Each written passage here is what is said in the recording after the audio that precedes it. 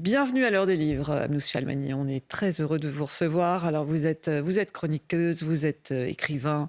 Vous avez déjà écrit de nombreux livres au titre comme des oriflammes, un peu comme votre chevelure, Éloge du métèque, Khomeini, Sade et moi. Et votre dernier s'appelle J'ai péché, péché dans le plaisir. Un livre paru chez Grasset. Un livre qui est fougueux, joyeux, sensuel. Une ode insolente en fait à la liberté, à l'amour que l'on lit comme un petit bonbon. Ça nous mène de Paris à Téhéran et de la France à travers les époques.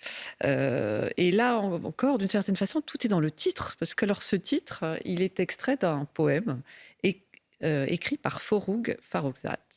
Dites-nous d'abord qui est cette femme poète et qui elle représente pour vous, ce qu'elle représente pour vous. Alors, Forough Farrokhzad, c'est une femme poète qui a révolutionné la poésie classique iranienne dans les années 50. Elle n'avait pas encore 20 ans.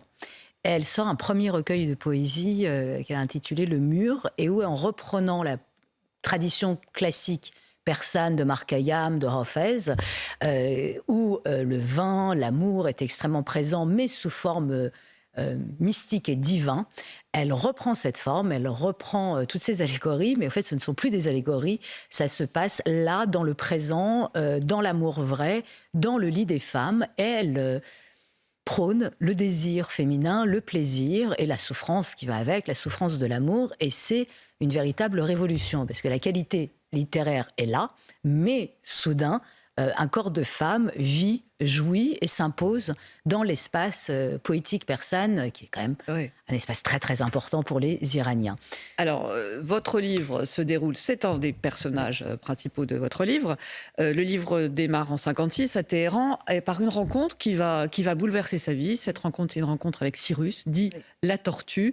Alors, pourquoi ça bouleverse sa vie? Parce qu'il lui fait connaître des textes de Marie de Régnier, enfin de Pierre-Louis, pardon, surtout, de Pierre-Louis, et il lui fait connaître la vie de Pierre-Louis et de Marie de Régnier. Exactement. Et alors, en fait, ces personnages qui ont existé, sont des personnages qui vous fascinent vraiment dans la vraie vie, puis-je dire. Complètement. Tout ce roman est né d'une admiration et d'une fascination, d'abord pour Marie de Régnier, qui était donc elle-même écrivain et poète, qui était la fille du grand poète parnassien José María de Heredia, la femme d'Henri de Régnier, et donc la maîtresse, la muse de Pierre-Louis. Et moi, j'ai rencontré Pierre-Louis à travers la littérature à 13 ans, et j'en suis littéralement tombée amoureuse. Donc forcément, Marie de Régnier, cette figure de femme indépendante, d'une sensualité inouïe, qui...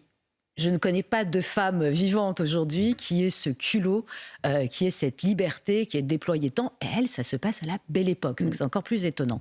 Et Forough Farrokhzad, quand elle rencontre ce personnage que j'ai inventé, qui est Cyrus, la tortue, il devient un peu son dealer de liberté. C'est-à-dire qu'il va la fournir en dose de liberté de ce à quoi elle n'a pas accès dans les années 50 en Iran. Elle va, et j'imagine qu'elle devient moteur pour Forough Farrokhzad, et qu'elle essaye de mettre ses pas dans les pas libres de Marie de Régnier.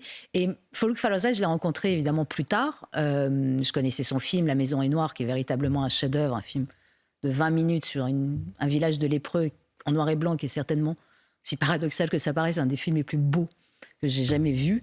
Mais c'est après, quand j'ai découvert qu'elle adorait Pierre-Louis, qu'elle l'avait lu, traduit à Téhéran dans les années 50, et ce qui a donné l'idée de ce roman, que j'ai voulu la découvrir, et à travers ses poèmes, parce qu'évidemment la biographie, j'allais dire, est interdite en Orient, parce qu'on ne parle pas, même après la mort, l'intimité ne se raconte pas. Donc c'est en partant de ces poèmes, qui disent quand même sa réalité, que j'ai essayé de reconstituer sa vie, et que j'ai voulu confronter ces deux figures de femmes tellement indépendantes, et qui, par moments, je me dis, elles devraient nous faire honte, parce qu'elles n'avaient aucun droit, et elles ont pris tous les droits qu'elles considéraient justes, sans demander l'autorisation de personne, et ça, c'est remarquable.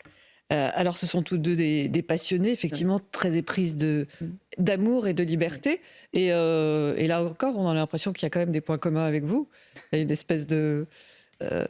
pas de transfiguration, mais enfin de transfert plutôt, comme on dirait. Peut-être, mais inévitablement, quand on écrit, ou est-ce que c'est de l'ordre du fantasme, ou peut-être que ma grande crainte, parce qu'elle avait une forme de dépression permanente, Forough, et que mon origine iranienne fait que peut-être que j'ai peur d'être Forough, et que je rêve d'être Marie, et que c'est peut-être cette contradiction et cette ambiguïté-là qui porte tout le roman. Mais oui, mais je pense que les modèles qu'on se choisit, c'est que si on arrive, quand elles sont comme ça flamboyantes à ce point-là, extraordinaires, vraiment extraordinaires, c'est assez unique dans l'histoire, ben on se sent obligé quand même d'être à la hauteur de nos admirations. Donc si je ne suis qu'à un quart de ce qu'elles ont pu être, je peux en être très très fière. En tout cas, si vous voulez lire une histoire d'amour, une histoire de femmes passionnées, il y a aussi un voyage dans la belle époque, une époque visiblement qui vous plaît beaucoup. Ah oui, elle est incroyable. Dans l'Iran des années 50. Lisez, j'ai péché dans le plaisir. C'est un très beau livre qui est donc paru chez Grasset. Merci beaucoup, Abnousse Chalmani. Et on retrouve la verve et la passion que la militante contre l'islamisme, le wokisme, le néo-féminisme développe au jour le jour. Merci beaucoup. Merci à vous.